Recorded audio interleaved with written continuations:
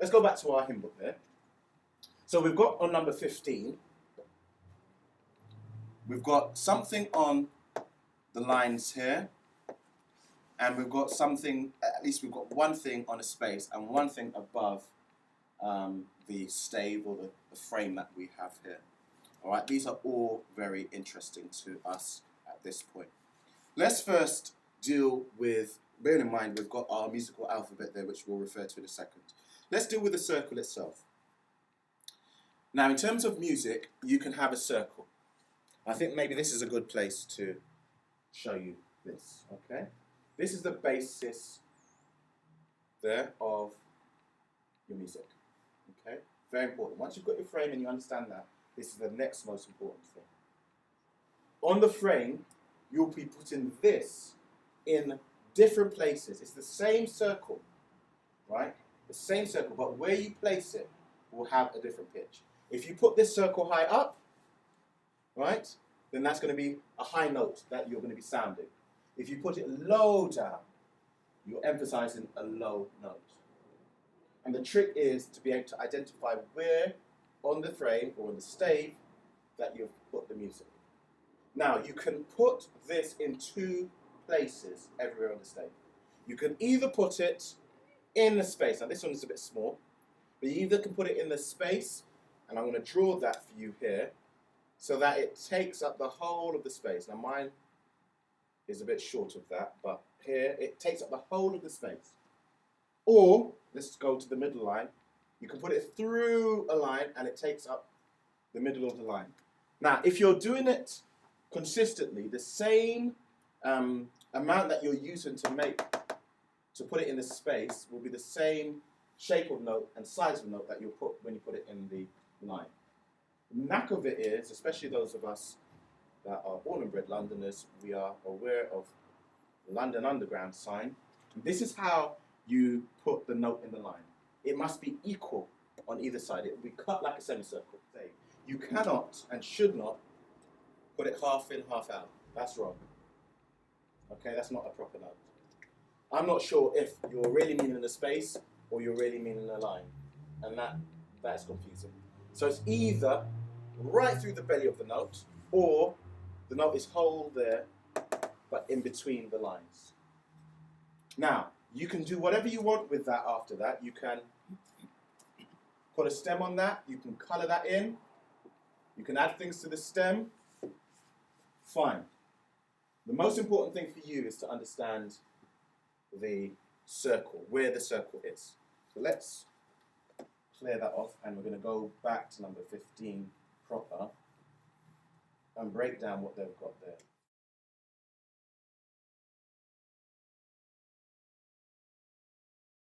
So we've got our 5 lines. 1, 2, 3, 4, 5. We've put our treble clef there. We've got our bass clef down there. We've got our time signature here. And now we're ready to put our notes in. These little circles here. What they've done, they've put a circle on the second line. Can you see that? They've also put a circle on the first line. It's colored in, it's still a circle, right? They've put a circle above the top of the bass clef, or the bass section. And they've put a circle in the second space up from the bottom on the bass clef. Okay?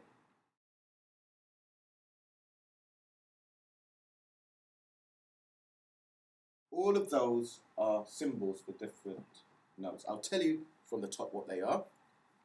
This one here is a G. This one here is an E.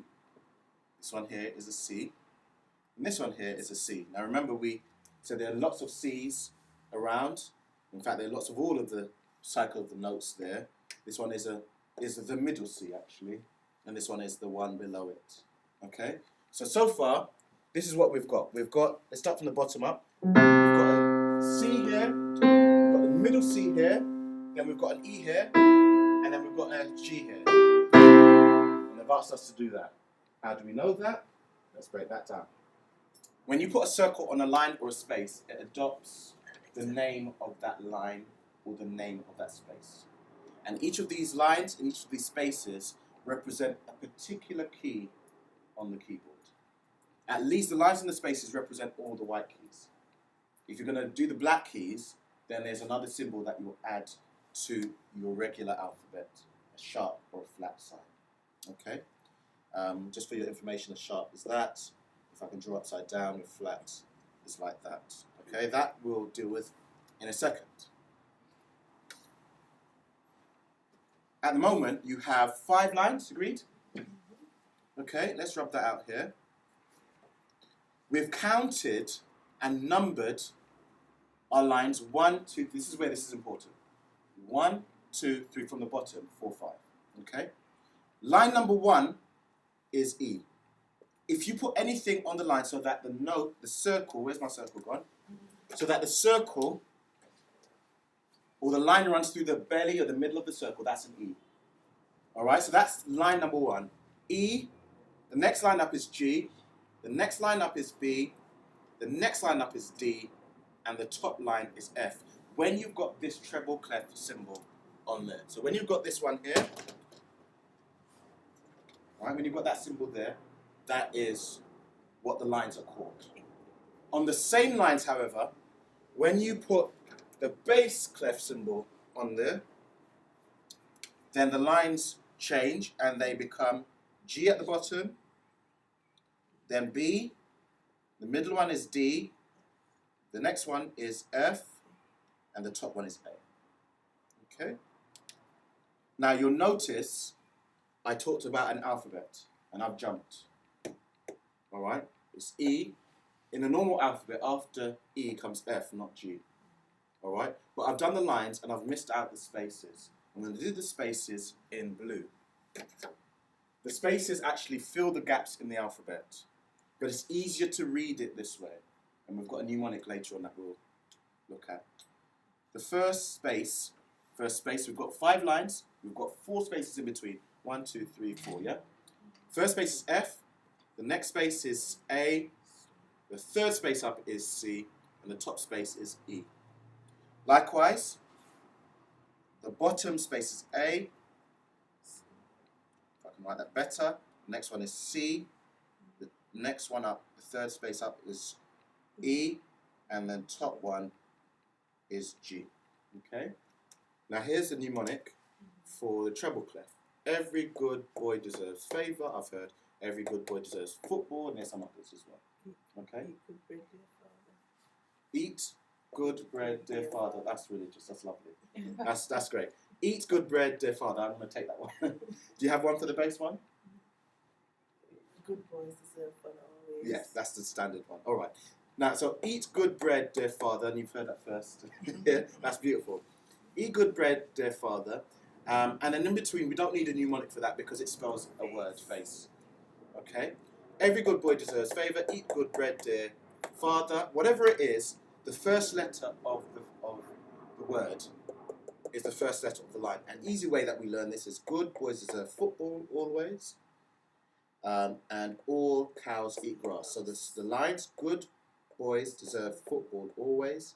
And the spaces, from bottom to top, all cows eat grass. Okay.